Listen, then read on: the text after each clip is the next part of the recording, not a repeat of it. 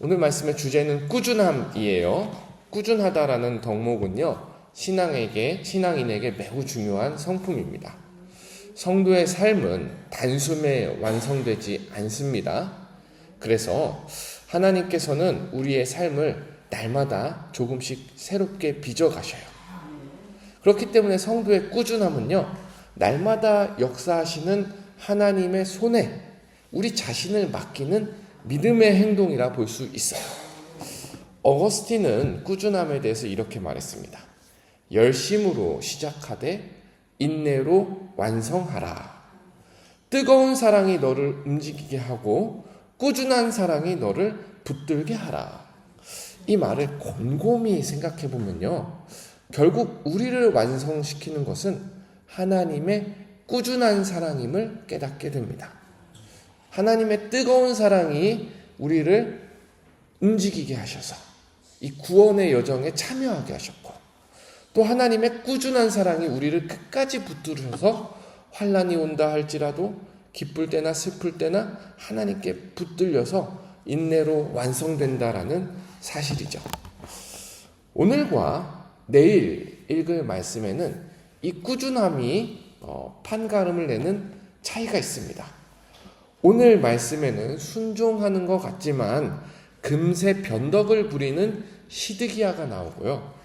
내일 말씀에는 하나님의 말씀에 이름도 없이 삐도 없이 꾸준하게 순종하는 한 집안의 이야기가 나와요. 우리가 이 두 본문을 통해 가지고 정말로 하나님 앞에 신실한 성도란 어떤 사람인가, 말씀 앞에 우리를 내비쳐 보면서 꾸준한 신앙의 가치와 아름다움을 배워보는 시간을 갖고자 합니다. 먼저 오늘은 예레미야 34장을 읽었죠. 이 예레미야 34장은요, 크게 세 부분으로 나눌 수 있는데 첫 부분은 1절부터 7절입니다. 이 1절부터 7절은요, 하나님께서 시드기야 왕을 향해서 예언을 하세요. 시드기야 왕은 유다의 마지막 왕인데 시드기야가 바벨론으로 끌려가서 고국으로 돌아오지 못하고 거기서 죽게 될 것이다. 그래도 하나님께서 은혜를 베풀어서 거기에서 평안히 눈을 감게 될 것이다. 시드기야를 위해 애곡하는 사람들이 있을 것이다. 이렇게 하나님께서 알려주셔요. 그러니까 시드기야에게 내린 심판을 하나님이 예고하시는 부분이 1절부터 7절인 것이죠. 그리고 이어지는 우리가 함께 읽은 본문 8절부터 16절은요, 왜 시드기야가 심판을 받게 되었는가에 대해서 우리에게 알려줍니다. 8절을 제가 읽어드리겠습니다. 시드기야 왕이 예루살렘에 있는 모든 백성과 한 가지로 하나님 앞에서 계약을 맺고 자유를 선포한 후에 여호와께로부터 말씀이 예레미야에게 임하니라. 우선 시드기야가 좋은 일을 시작했어요. 하나님 앞에서 백성들과 시드기야가 약속을 맺었습니다. 언약을 맺었습니다. 근데 그 언약이 무엇이냐라면은 자유를 선포했다라는 말이 8절에 나와요. 이것은 종에 관한 율법입니다. 오늘 본문 14절에서도 이 율법에 관해서 잠깐 설명이 나오는데, 이 율법은 원래 10계명이 주어지고 나서 하나님께서 이스라엘에게 율법을 주실 때 10계명 이후에 가장 첫 번째로 주신 법이 바로 종에 관한, 자유에 관한 법이에요. 출애굽기 21장 2절에 보면 내가 히브리 종을 사면 그는 6해 동안 섬길 것이요 7째 해에는 자유롭게 나가야 하리라. 그러니까 하나님께서는 종을 사서 데리고 오면은 6년 동안은 잘 종과 함께 일을 하되 7년이 되면은 그 종을 자유롭게 풀어줘야 된다라는 법이에요. 근데 이 법을 단순히 사회적 정의, 사회적인 율법으로 보면은 이 법에 숨겨진 하나님의 마음을 알 수가 없습니다. 사실 이 법을요, 하나님께서 10계명 이후에 처음 주셨어요. 다른 법도 많을 텐데 노예에 관한 법을, 해방에 관한 법을 처음 주셨어요. 여기에는 굉장히 큰 신학적인 이유가 있습니다. 모세가 이 법을 신명기에서 다시 한번 설교하는데 어떻게 설교하는지 한번 들어보세요. 신명기 15장 15절입니다.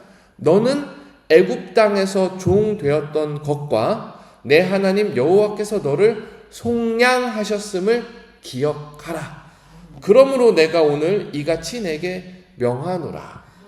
그러니까 종을 6년 동안 사용하다가 7년째 풀어줘야 된다. 히브리 종을 그렇게 해야 된다는 것은 하나님의 구원의 은혜를 깨달은 자라면은 그 구원의 은혜를 종에게도 베풀 수 있어야 된다.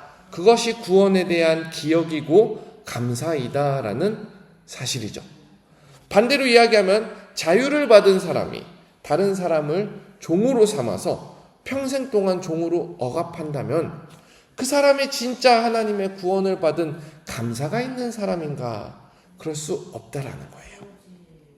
그러니까 이 종을 자유롭게 해줘야 된다라는 법은요, 그 법을 지킴으로써 신앙을 고백하라라는 거예요. 인간의 욕심대로라면 내게 속한 종을 영원히 종으로 삼고 싶죠. 경제적인 이득을 취하고 싶습니다.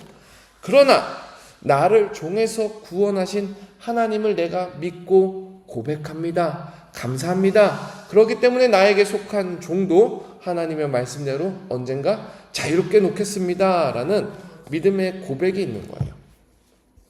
이게 신약에서도 비슷한 맥락이 있죠. 예수님께서 1만 달란트 빚진 자를 탕감해 준 왕을 소개할 때 그 빚을 탕감받은 사람이 자기한테 빚진 100데나리온 빚진 사람의 그 동료를 용서하지 못했을 때 왕의 분노가 임했다. 이 이야기가 있잖아요. 자, 본문으로 다시 돌아와 보면요.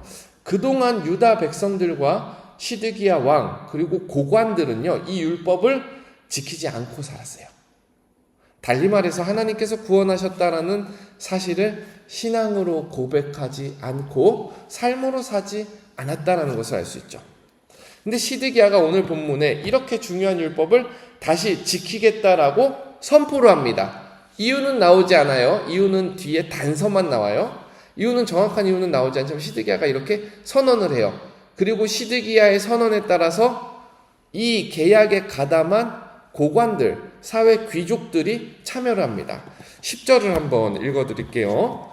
이 계약에 가담한 고관들과 모든 백성이 각기 노비를 자유롭게 하고 다시는 종을 삼지 말라 함을 듣고 순복하여 놓았더니, 그러니까 그동안 자기들이 착취한 부당한 이익을 스스로 내려놓는 거죠.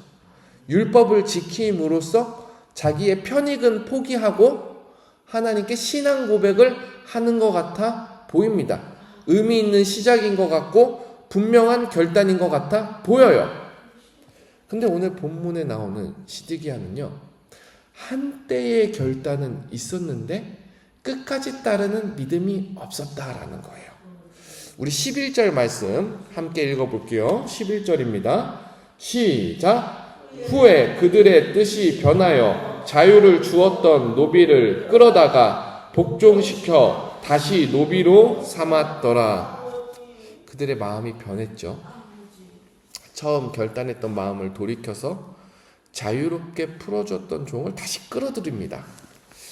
표면적으로 보면요, 이것이 그냥 단순히 사람의 변덕이가 싶지만은 이 말씀을 읽어보면요, 하나님께서는 이 시드기야와 고관들의 변덕을 두고 사람을 배신한 것이 아니라 하나님 자신을 배신했다라고 말씀해요. 16절을 읽어드립니다. 너희가 돌이켜 내 이름을 더럽히고 각기 놓아 그들의 마음대로 자유롭게 하였던 노비를 끌어다가 다시 너희에게 복종시켜 너희의 노비로 삼았도다. 이것을 두고 하나님의 이름을 더럽혔다라고 합니다.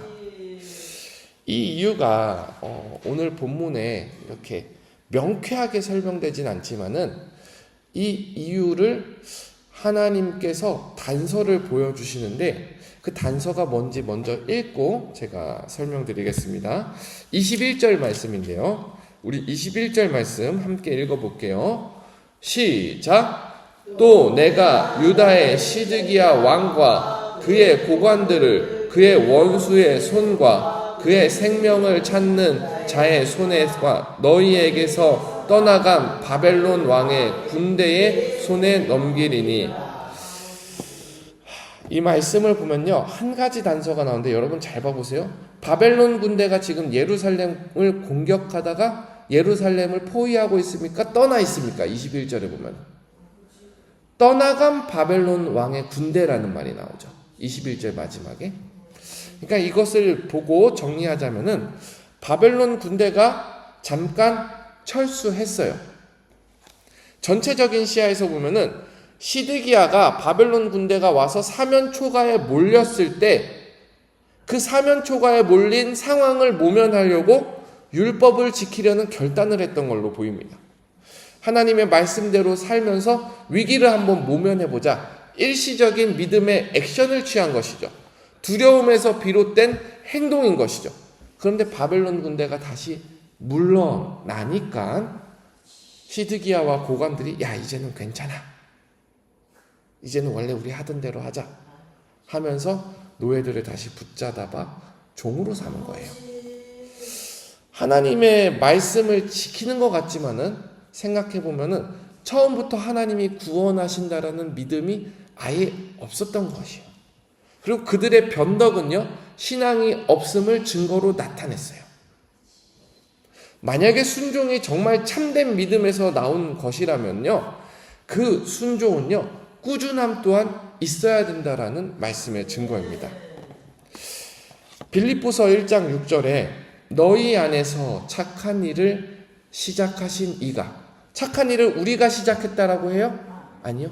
하나님께서 우리 안에서 착한 일을 시작하셨다라고 해요. 근데 그 하나님께서 어떻게 하냐면은 그리스도 예수의 날까지 이루실 줄을 확신하노라. 참된 신자에게 있어서 믿음의 행동은 하나님의 꾸준한 열심으로 완성된다라는 거예요. 그렇기 때문에 신자가 때로는 유혹에 넘어지고 죄에 빠질 수는 있지만 정말로 그 안에 하나님께서 심으신 믿음의 씨앗이 남아있다라면은 믿음과 회개와 은혜와 성령의 능력으로 다시 일어나 끝까지 견디는 꾸준함이 보인다라는 사실입니다. 사랑하는 여러분, 우리의 믿음은 한순간의 열정으로 증명되지 않아요. 참된 믿음은요, 하나님 손에 붙들린 꾸준한 신앙입니다. 하나님께서 우리에게 시작하신 일, 하나님께서 반드시 완성하실 것입니다. 그러니까 우리가 오늘 이 새벽에 기도할 때 한 가지 마음을 바라길 원해요. 주님, 오늘도 제 믿음을 지켜 꾸준하게 걷게 하여 주시옵소서. 환경이 변해도, 감정이 흔들려도 하나님 앞에서 변덕을 부리지 아니하고 사방에 휘둘리지 않고 믿음을 이어가는 사람이 되게 하여 주소서. 혹시나 내 안에 시드기야처럼 위기 앞에서 잠시 잠깐 순종을 보이려고 하는 것이 있지 않습니까? 형편이 나아지면 식어버리는 제가 되지 않습니까? 주님, 이 시간에 그렇다면은 나를 되돌아보고 다시 한번 결단하게 하여 주시옵소서. 이것이 우리의 고백이 되기를 바랍니다. 이렇게 기도할 때 주님께서 우리를 새롭게 붙잡으시고 주님께서 우리를 꾸준히 붙잡으시며 주님께서 우리를 완성해 나아가실 때 우리는 그 앞에 아멘으로 순종하게 될 줄 믿습니다. 우리 함께 기도합시다.